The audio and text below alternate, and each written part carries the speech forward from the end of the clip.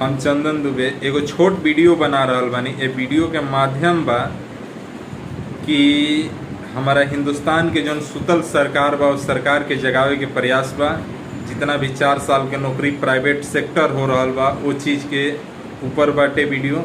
और रोरा सबसे निवेदन बा कि अगर वीडियो पसंद आई तो वीडियो के देखी और लाइक शेयर कमेंट करी और इतना शेयर करी कि हमारा हिंदुस्तान के हर एक सरकार के पास पहुंच जाए और वो देखे और ये बात पर सोचे। वीडियो बटे सुनी जरूर सब। भूखे रही के माई बाबू बबुआ के पढ़वले आ जिंदगी करी है पार है आसरा लगवले। भूखे रही के माई बाबू बबुआ के पढ़वले आ जिंदगी करी है पार है आसरा लगवले। सभे युवा लोग के जिंदगी बर्बाद बड़ुए। सोचल बचपन के सपना अब बेकार बड़ुए।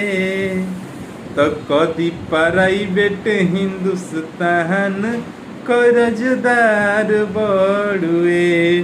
मोदी जी बेची दी हमारा इंडिया कर्जदार बड़ुए। लइका कहता अखिया से आंसू गिरे रौरा सोचावट पर बीरन के पॉलिसी समझावता नेट पर।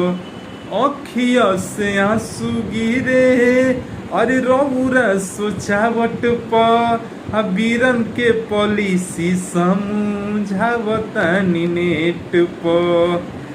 देश के प्रति राउर नीति शर्मसार बड़ुए और देश के प्रति राउर नियत शर्मसार बड़ुए। तो कदी प्राइवेट हिंदुस्तान कर्जदार बड़ुए और बेच दी इंडिया ये सरकार कर्जदार बड़ुए। अंतिम लाइन में लइका कह रहल बा और दोनों हाथ के जोड़ा तानी देश के बचाई। अब विदेशियन के नियम से ना इंडिया चलाई। और दोनों हाथ के जोड़ा तानी देशवा बचाई। अब विदेशियन के नियम से ना इंडिया चलाई। ना तो अंबानी अडानी से ना सरकार बड़ुए बनल। अंबानी अडानी से ना सरकार बड़ुए। तो कदी प्राइवेट हिंदुस्तान कर्जदार बड़ुए। बेच दी इंडिया सरकार कर्जदार बड़ुए। और सुनिली अंतिम हमार गुहार कर्जदार बड़ुए। नमस्कार।